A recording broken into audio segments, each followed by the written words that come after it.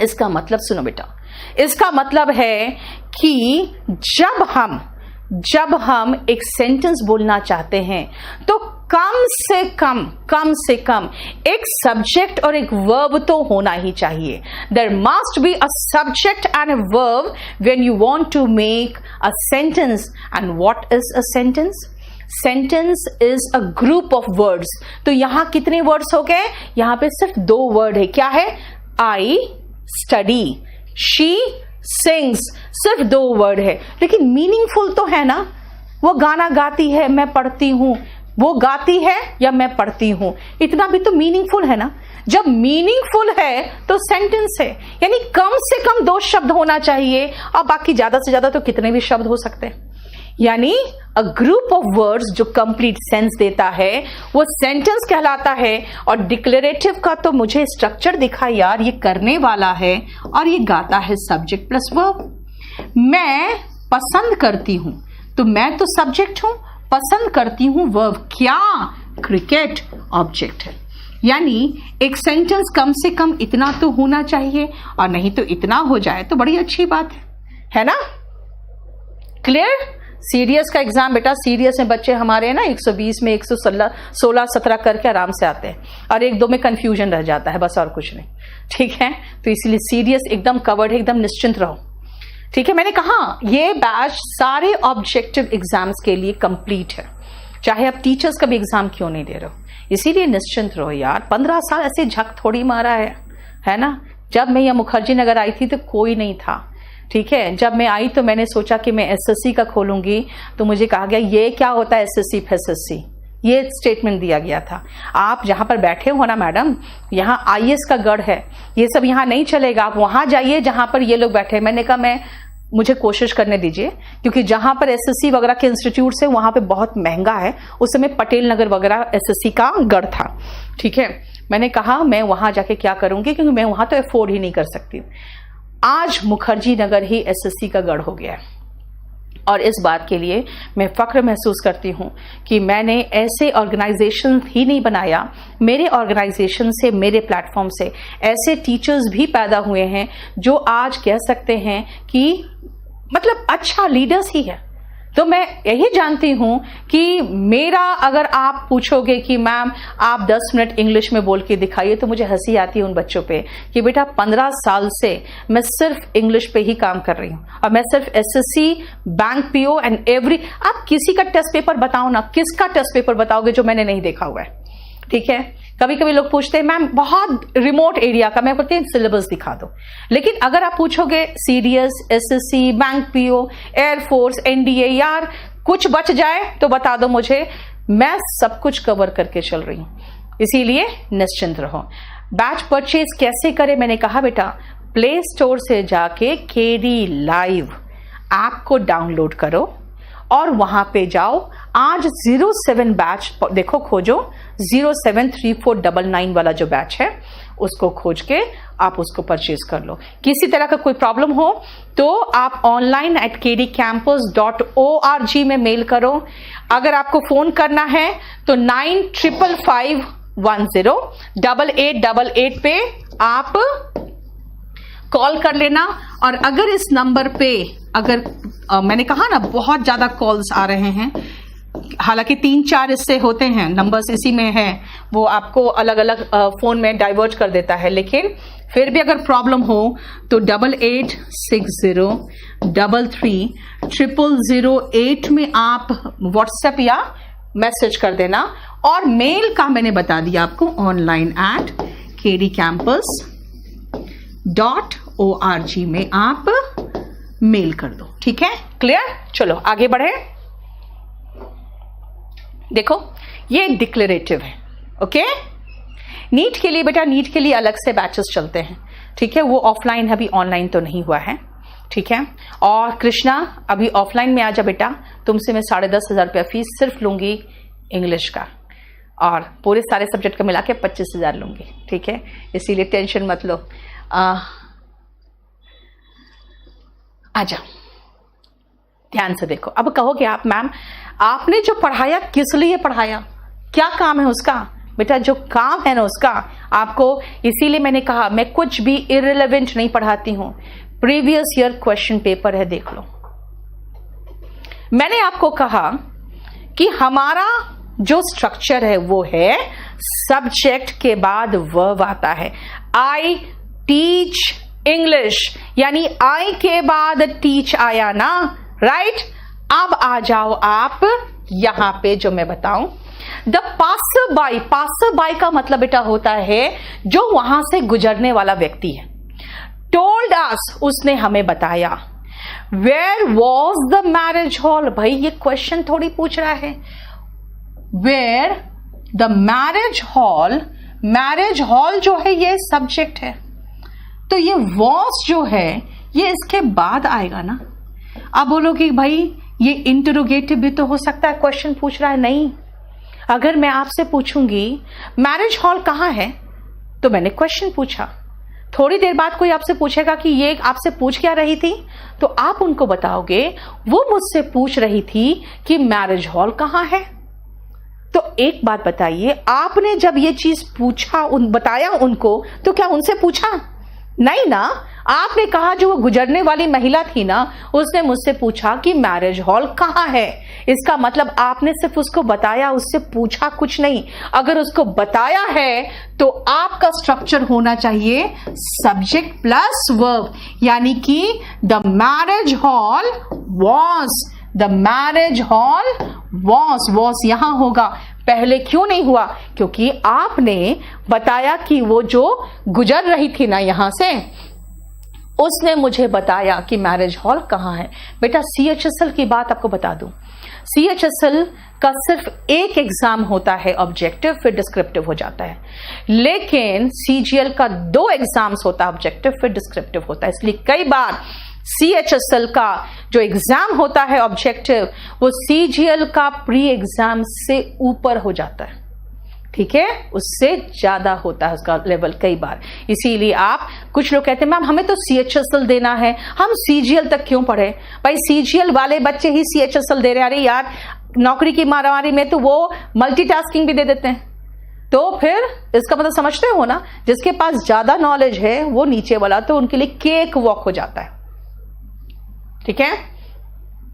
नहीं बेटा, opinion imperative में नहीं आ जाएगा, ठीक है। आपको मैं बताती हूं कैसे, रुको, इंपरेटिव तक मुझे पहुंचने तो फिर मैं समझाऊंगी आपको। Madhuri did not reply when I asked her why was she weeping. Madhuri ने मुझे कोई जवाब नहीं दिया। जब मैंने पूछा ना कि वो क्यों रो रही है, तो उसने कोई जवाब नहीं दिया। एक बात बताओ, ये बात मैंने आपको बताया, राइट? आपसे कोई क्वेश्चन किया? आपसे मैंने कोई क्वेश्चन किया क्या? नहीं। आपको मैंने एक इंफॉर्मेशन दिया है। क्या इंफॉर्मेशन है? कि जब मैंने माधुरी से पूछा ना कि वो क्यों रो रही थी, तो उसने मुझे जवाब नहीं दिया। आपसे मैंने कोई सवाल ही नहीं किया। आपको मैंने एक इंफॉर्मेशन दिया है। जब इंफॉर्मेशन दे रही हूं तो शी वॉज वीपिंग होगा बेटा। क्यों? अगेन मैं कह रही हूं, सब्जेक्ट के बाद वर्ब आएगा ना, डिक्लेरेटिव है। अब बोलोगे मैम WH फैमिली है, कैसे डिक्लेरेटिव है, नहीं समझ में आ रहा है। एक बात सुन लो, शॉर्टकट में बता दूं। जब WH फैमिली शुरू में नहीं आता ना, शुरू में नहीं आता, तो वो कभी सवाल नहीं पूछता। जब WH फैमिली शुरू में नहीं आता तो वो कोई सवाल नहीं पूछता, और अगर वो कोई सवाल नहीं पूछता है तो सब्जेक्ट प्लस वर्ब आएगा। सब्जेक्ट के पहले वर्ब नहीं आ सकता। क्लियर? समझ में आया? बोलो कोई प्रॉब्लम? क्लियर? नेक्स्ट आओ, कैन एनीवन टेल मी, क्या मुझे कोई बता सकता है, what did we learn in mathematics? ध्यान से सुनना। समझ में आ रहा है बेटा आप लोग को? बेटा UPSC के लिए अभी GS ले लो ना। Yes Anushka, very good, very good.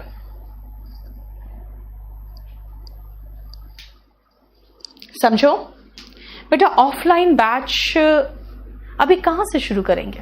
हम लोग खुद ही ऑफलाइन के लिए परेशान हैं। यहाँ पे सारे इंस्टीट्यूट्स वाले ऑफलाइन के लिए परेशान हैं, ठीक है। और स्पोकन इंग्लिश का बेटा बैच आ चुका है 1 तारीख को, आप उसमें एडमिशन ले लो, क्योंकि बहुत जल्दी जल्दी स्पोकन का भी बैच नहीं आ सकता है, क्योंकि हमारे पास बेटा बहुत सारे बैचेस है। एक तो टारगेट बैच है, फिर ये 3499 का है, फिर स्पोकन का है, फिर कंपल्सरी का है। 3:30 से लेकर रात को 11 बजे तक मैं बिजी रह जाती हूँ। इसीलिए और मॉर्निंग के फर्स्ट हाफ में मैंने कुछ नहीं रखा है, सिर्फ इसीलिए क्योंकि एक तो ऑफलाइन जब खुलेगा तो मैं अपने बच्चों को इंतजार नहीं करा सकती हूँ, बेटा मेरा बैच खत्म होने दो फिर आऊंगी। क्योंकि जब मैंने एक बार पेमेंट ले लिया है ना किसी से भी, तो मेरी जिम्मेदारी बनती है कि वो कभी भी आए तो उनको मुझे पढ़ाना है, क्योंकि आपका पैसा बहुत इंपॉर्टेंट है, आपके माँ बाप की बिल्कुल गाढ़ी कमाई का पैसा है ना, इसीलिए। और दूसरी बात है, जब तक लॉकडाउन है तब तक मुझे मॉर्निंग से लेकर 3 बजे तक का टाइम इसलिए चाहिए क्योंकि इस टाइम में मैं बहुत अच्छे से नोट्स बनाती हूँ। ठीक है, और आप लोग के पास चॉइस है, आप लोग ये बैच ले लो, नहीं तो टारगेट बैच ले लो, कोई इश्यू नहीं होगा। किसी को भी दोबारा पेमेंट करना नहीं पड़ेगा बेटा, एक बार पेमेंट कर चुके हो सफिशिएंट है, दोबारा पेमेंट करने की जरूरत नहीं होती। अब आओ, Can anyone tell me what did we learn in mathematics? सुनो ध्यान से, what did we learn? भाई हमें सब्जेक्ट के बाद वर्ब चाहिए था, बस ये जबरदस्ती का पहले आगे बिठा दिया कुछ, है ना। और जब भी आप डिड देखो ना तो समझ जाओ इसका मतलब है यहां पे वर्ब का सेकेंड फॉर्म होना चाहिए था। क्यों? जब भी कोई भी डिड वगैरह देख रहे हो तो समझ जाओ भाई शुरू में डिड क्यों लगा रहा है, क्योंकि ये दिखाना चाह रहा है कि देखो वर्ब आ रहा है सब्जेक्ट के पहले। भाई ये हेल्पिंग वर्ब है, इसको हटा दो सब्जेक्ट के पहले। क्यों? डिक्लेरेटिव सेंटेंस में हेल्पिंग वर्ब सब्जेक्ट के पहले नहीं आता, सीधा क्या आएगा, सीधा सब्जेक्ट के बाद वर्ब आएगा। बना दो वी लर्नड। और छोड़ो ना कुछ भी हो, हमें खाली यहां एरर डिटेक्ट करना है भाई, एरर डिटेक्ट करना है, हमें कोई जरूरत ही नहीं था इतना दिमाग खराब करने का। हो गया, ये तो इसी में तो गलती है ना, इसी में तो गलती है। राइट, समझ में आया? क्लियर? अब आओ नेक्स्ट देखो, आपको मैं डिक्लेरेटिव में कई क्वेश्चंस मैंने आपको देने की कोशिश की है, और इसलिए मैंने कहा आपको कि बेटा हम ऐसे ही इररिलेवेंट चीजें नहीं पढ़ाते।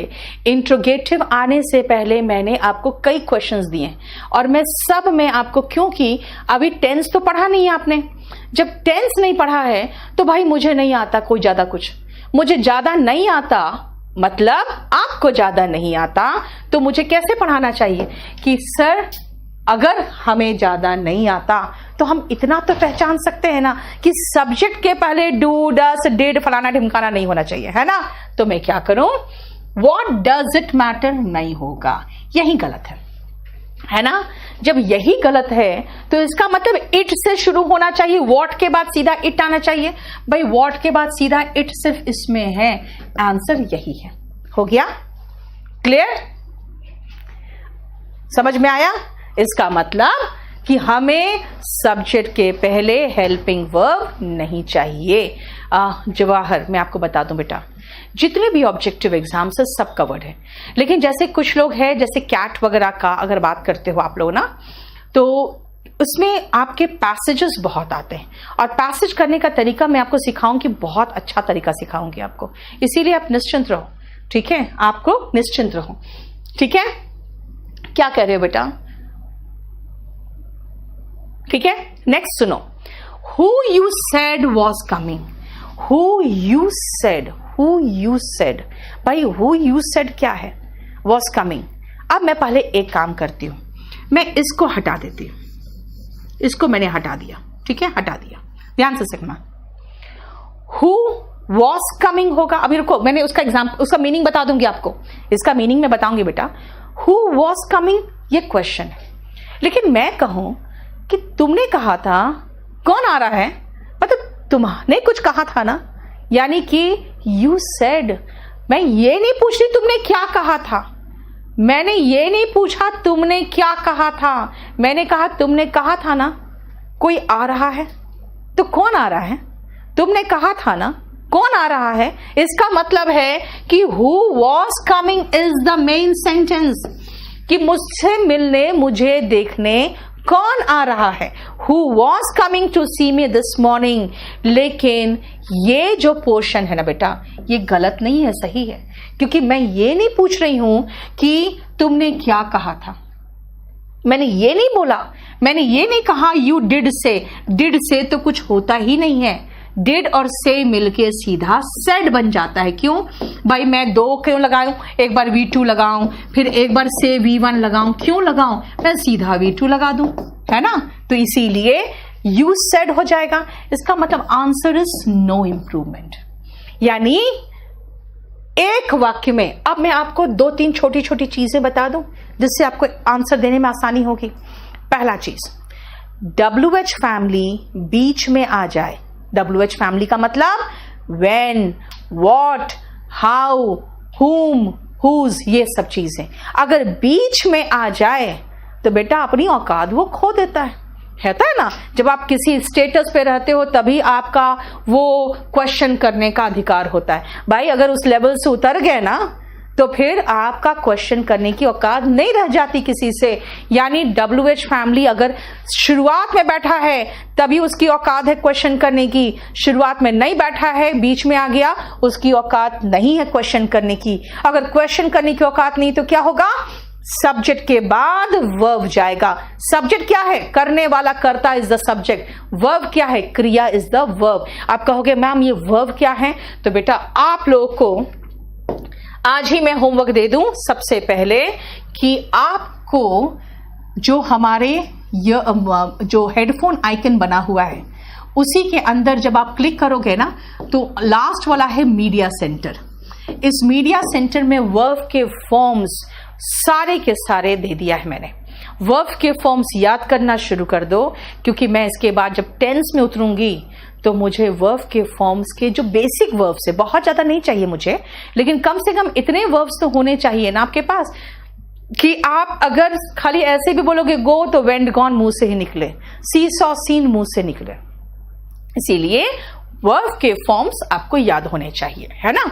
अब सुनो, मैंने क्या कहा कि WH फैमिली जब शुरू में होता है तभी क्वेश्चन पूछता है। भाई ये क्वेश्चन पूछ लिया, ये अब ये जब क्वेश्चन पूछ लिया कि मुझसे मिलने कौन आ रहा था ये इस सुबह, तो बेटा एक क्वेश्चन हो गया ना, तो दोबारा क्वेश्चन मत करो, ये बिल्कुल सही है। सब्जेक्ट प्लस V2 बिल्कुल सही है। यहां पे क्या कहना चाह रहा है सुनो। आप कहोगे मैम एक बात बताइए, यहां तो मुझे ये लग रहा है कि WH फैमिली शुरू में है, तब तो क्वेश्चन हो सकता है, लेकिन अब इसमें मीनिंग में आओ। एक तरीका तो मैंने सिखा दिया है ना, लेकिन दूसरा मीनिंग में आओ। What does it matter most is the quality of the goods that we require। क्या बोलना चाह रहा है कि जो सबसे ज्यादा जरूरी है वो है कि जो क्वालिटी ऑफ सामान का जो क्वालिटीज जो हमें जरूरत है क्या है। मैं आपसे कह रही हूं भाई सबसे ज्यादा इंपॉर्टेंट पता है क्या है, जो हमें क्वालिटी चाहिए ना वो सबसे ज्यादा इंपॉर्टेंट है। सबसे ज्यादा इंपॉर्टेंट क्या है, जो हमें क्वालिटी चाहिए वो सबसे ज्यादा इंपॉर्टेंट है। क्या मैंने कोई सवाल पूछा आपसे, कोई सवाल पूछा? बेटा जब सवाल नहीं पूछ रहे हैं तो क्यों जवाब दे रहे हो, है ना। कई बार ऐसा होता है बीच में टपक जाते हो जवाब देने के लिए। इंग्लिश हो या लाइफ हो, बोलता है बेटा जब तक सवाल ना पूछे ना तो जवाब मत दो, जब तक सवाल ना पूछे तो जवाब मत दो। बोल रहा है कि भाई जो सबसे इंपॉर्टेंट है गुड्स में वो है क्वालिटी, तो सवाल पूछा ही नहीं गया। जब सवाल पूछा नहीं गया तो झूठ मूठ का हेल्पिंग वर्ब उठा के बीच में क्यों लगा दिया आपने, ठीक है। और 5वें का मतलब क्या है कि तुमने कहा था ना कोई मुझसे मिलने आ रहा है ना, कौन आ रहा है मुझसे मिलने, तुमने कहा था। तो तुमने कहा था ये क्वेश्चन नहीं पूछा, ये नहीं कहा कि तुमने कहा था क्या, नहीं, तुम कहे थे मुझसे कौन मिलने आ रहा है। Anjali I am teaching, I can not answer. देखो क्या अंजलि का प्रॉब्लम, उसको थोड़ा सा समझा दो। बेटा बात क्या है ना, हम लोग जो महिलाएं होती है ना, हम लोग मल्टीटास्किंग जानते हैं, ठीक है, लेकिन इतना भी मल्टीटास्किंग थोड़ी होगा। सुधीर हमेशा खुश रहो। चलो, यू सेड स्टार्ट में नहीं होगा यश। क्यों नहीं होगा, जानते हो क्यों नहीं होगा? बेटा एक बात बताओ, सबको पता है आगे पीछे लगा देगा तो ऐसे भी तुम सही कर लोगे। उनका काम है आपको उलझाना, और पता है कहाँ कहाँ उलझाएगा? वहीं उलझाएगा जहां पे हिंदी मीडियम और इंग्लिश मीडियम दोनों उलझेंगे, वहीं उलझाता है। चलो, मैं ये चाहती थी कि आपको कम से कम इसके क्वेश्चंस, बेटा ये सारा आपका लोड हो जाएगा, ठीक है। आप क्या करोगे, आपका होमवर्क ज्यादा नहीं दे रही हूं मैं, आपका होमवर्क सिर्फ रहेगा इंट्रोगेटिव के पहले पहले तक, जितना है ना उतना देख लोगे। अब सुनो ध्यान से, क्या पढ़ाया आपको? कुछ नहीं, ये पढ़ाया आज मैं बहुत खुश हूं, तुम बहुत अच्छे हो, डिक्लेरेटिव। कहां जा रहे हो? इंटरोगेटिव। क्या बात है, क्वेश्चन नहीं पूछा आपसे, क्या लगाया लेकिन क्वेश्चन नहीं पूछा, क्या कहा? क्या बात है, देखने में बहुत सुंदर लगोगे आप, तो क्या कहूंगी मैं? क्या बात है। इसका मतलब है पूरा एकदम उत्तेजना के साथ आपको अपना एक्सप्रेस कर रही हूं feeling, that is exclamatory. Go away, please help me, imperative है ना। May God bless you, go to hell, ये क्या है? ये है ऑप्टेटिव। 5 प्रकार के वाक्य यानी 5 प्रॉब्लम और सिर्फ एक सॉल्यूशन। कौन? KD line and Neetu Singh. चलिए मैं आपको आज वो कैप कराती हूं इसके बाद, ठीक है। हाँ बेटा, पूरा 2 घंटे पढ़ाऊंगी, लेकिन बेटा मुझे कुछ कुछ चीजें और दिखानी है ना, रुक तो जाओ थोड़ा सा। पूरी जिंदगी कभी पढ़े नहीं, हाँ, और जब पढ़ते हो तो नौटंकी करते हो, एक ही दिन में सब खा लोगे। वोकैबुलरी में आ जाओ। आज मैं आपको पहले तो वोकैबुलरी कराती हूं। देखो, वोकैबुलरी मैं 2 तरीके से करा दूंगी अब। एक तो रूट से कराऊंगी, जो मैं थोड़ा सा आज आपको कराऊंगी, राइट, और दूसरा मैं जो आपको वोकैबुलरी कराऊंगी ना, वो बहुत अच्छे से एक तो रूट से कराऊंगी और दूसरा विजुअल इफेक्ट से कराऊंगी। देखो बेटा, बात क्या है, कुछ चीजें ऐसी होती है जो आप पढ़ पढ़ के मर जाते हो। क्यों? क्योंकि बेटा उसको आप पढ़ने की कोशिश करते हो। कुछ चीजें ऐसी होंगी जो आपके दिमाग में लिखा, one solution Neetu ma'am, thank you so much, आप उसको अपने, कहते हैं ना, अस्तित्व में सोख लेते हो। इसीलिए कुछ चीजें ऐसी होती है जैसे वोकैबुलरी। बेटा वोकैबुलरी 2 तरह के हो जाएंगे। एक वोकैब तो होता है जो हम रूट से करा देते हैं आराम से। क्या है रूट? बहुत सारे यहाँ पे आप टीचर्स जो रूट से पढ़ा रहे हैं, पहले वो नहीं पढ़ाते थे, उनको लगता था यार कौन इतना समझे, इतना पढ़े। जब मैंने पढ़ाना शुरू किया तो वो सब रूट में उतर गए, लेकिन मैं भी एक कदम आगे रहना जानती हूँ, इसीलिए अब वो रूट से पढ़ा रहे हैं। रूट तो मेरा पूरा तैयार हो चुका है, तो अब मैं एक स्टेप और आगे बढ़ रही हूँ, that is vocabularies from visual effect. आ जाओ, अब मैं आपको कहूंगी स्ट्रेट अवे, सिर्फ आप बोर्ड देखो और मैं आपको समझाते रहूंगी कि किस तरह से आपको समझना है, ठीक है। चलिए आ जाओ, फर्स्ट देखो जरा, ठीक है। मैंने किसी लड़का का फोटो नहीं डाला क्योंकि तुम जैसे बच्चे होते हैं ना, तुम लोग जब स्टाइल मारते हो तो मुझे ऐसे ही बिल्ली और चूहा ही नजर आते हो। जरा देखो कितना अच्छे से गॉगल्स पहन के ये लड़का, बिल्कुल लड़का नहीं, बिल्ला, ठीक है, स्टाइल मार रहा है। और ऐसी लड़कियां जब आपको दिखती है तो क्या करते हो आप? उसको देखना शुरू कर देते हो, है ना। क्यों? क्योंकि वो नोटिसेबल है। भाई नोटिसेबल का मतलब होता है ध्यान आकर्षित कर रहा है वो, in such a manner that attracts a lot of attention, है ना। कहते हो क्या बात है, राइट। तो ऐसे ही आप लड़कियों को देखकर खुश हो जाते हो। Why? Because they look flamboyant, ठीक है, they look ostentatious. What is flamboyant? Adjective. इसका मतलब क्या है? आपको वर्ब के बाद लगा दो, सब लड़के खुश हो गए। सब लड़के अपनी शक्ल देख के खुश हो रहे हैं और लड़के अपने को देख के झेप रही है, देखो, ठीक है। You look flamboyant, you look ostentatious. ये क्या है? दिखावा करने वाला, यानी इसका अर्थ है जो दिखावा करता है। जैसे आप गॉगल्स लगा के और हाथ में आईफोन लेके लड़कियों को इंप्रेस करने की कोशिश करते हो ना, यू लुक फ्लैम्बॉयंट। एंड लड़कियां जब ऐसी ड्रेस पहन के ऐसे मटक के चलती है तो शी लुक्स ऑस्टेंटेशियस, ठीक है। अब आओ नेक्स्ट में, देख रहे हो किस तरह से वो हाथ जोड़ के थैंक यू बोल रहा है। क्या है ये बिल्ला? He is obliged, he is grateful, I am so grateful to you, I am extremely grateful to you. इसका मतलब क्या हो गया? ऐसे देखो सो हम लोग यूज नहीं करते हैं विदाउट दैट, लेकिन फिर भी मैंने आपको इसलिए कहा क्योंकि जब आप बहुत ही ऑब्लाइज्ड महसूस करते हो लड़के की बेटा बेइज्जती तो परमानेंट होती है मेरे। अरे ऑफलाइन तुम कभी आओ ना, तो मेरे क्लास में लड़कों को मैंने यही कहा है, बेटा तुम लोग 6 महीने इतनी बेइज्जती मैं करूंगी ना कि तुम्हारी मैरिड लाइफ मस्त चलेगी, क्योंकि तुम्हें कभी बेइज्जती फिर महसूस ही नहीं होगा जिंदगी में ठीक है, चलो। ऑब्लाइज का मतलब जब आपके लिए कोई कुछ करे ना तो क्या बोलोगे? कहोगे sir I am obliged, I am thankful to you, है ना? इसका मतलब आप थैंकफुल महसूस कर रहे हो। नेक्स्ट में आओ, देखो जरा, लड़की छोड़ के चली जाती है आपको तो ऐसे ड्रिंक करते रहते हो ना बैठ के, हाँ, ऐसी मफलर वगैरह लगा के ड्रिंक करते रहते हो बोतल से, है ना? तो क्या कहेंगे आपको आके? फिर मैं कहूंगी बेटा प्लीज डोंट बूज, मतलब शराब मत पियो, यानी कि शराब पीना is also बूज and बूज is bad for health. इसका मतलब इंजूरियस टू हेल्थ, इसका मतलब शराब हो गया। यानी बूज का मतलब शराब है और बूज का मतलब शराब पीना, दोनों है। क्लियर? देखो शराब पीना दोनों इसका मतलब है बूज का। और ऐसे जो बैठ के पीता रहता है वो क्या है? वो व्यक्ति ड्रंकर्ड कहलाता है। Drunkard is a person, drunkard का एंटोनिम क्या होगा? टिटोटलर, मतलब जिसके कोई नशा नहीं। ठीक है? यस मोहित, एक्सपीरियंस हुई, इसलिए तो बता रही हूं। तुम लोग की इतनी अच्छे से बेइज्जती करती हूं ना मैं ऑफलाइन में कि बच्चा एकदम, लड़कों को, सारे लड़कों के साथ समेटती हूं, किसी एक के पीछे नहीं पड़ती हूं मैं।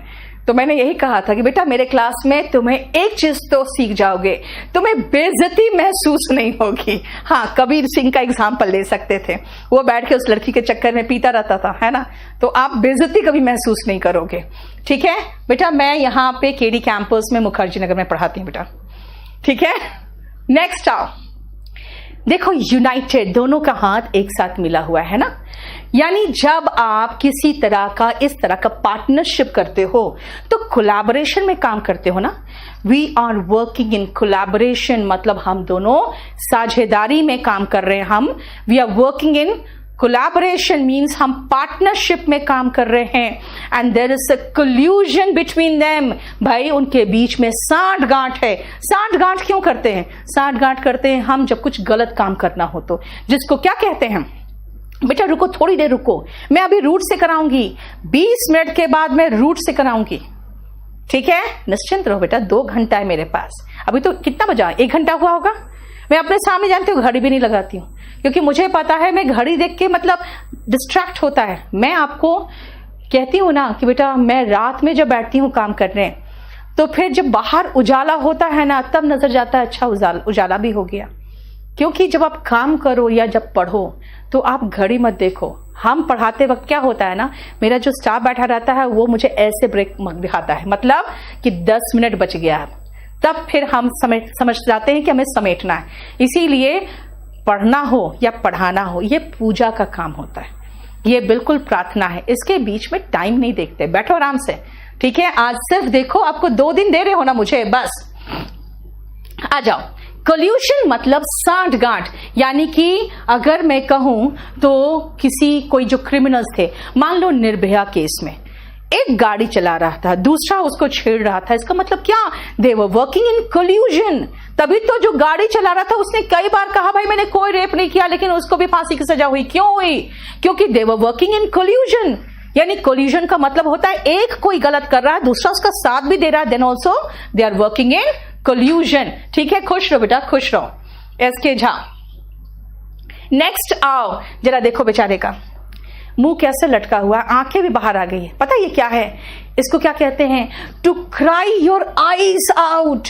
क्राई योर आईज आउट मतलब होता है ना, जब आप लड़कियों की विरोध में योग में देखते हो, जब रोते रहते हो तो आपकी आंखें सूज के बाहर आ जाती है ना। यहाँ मेरा एक स्टाफ बैठा हुआ है, वो बेचारा भी लड़की के चक्कर में बहुत रोया था, तो मैंने उसको कहा भी था कि निश्चिंत रहो, थोड़ी दिन बाद अपनी मूर्खता पे तुम हंसोगे। आज वो हंस रहा है, but at that time he cried his eyes out, मतलब आंखें सूजी हुई थी, बाहर निकली रहती थी। So what is that? ऐसे ही तो मुंह बनाया था, है ना? That means he was morose, he was gloomy. Morose and gloomy का मतलब क्या हुआ? सैड, डिजेक्टेड, उदास, दुखी। समझ में आया? सैड एंड डिजेक्टेड, उदास और दुखी, ये है मोरोस एंड ग्लूमी। अब आओ, इसी पे मैं 2 इडियम्स लगा रही हूं। अब सुनो ध्यान से, इन इडियम्स का मतलब क्या है।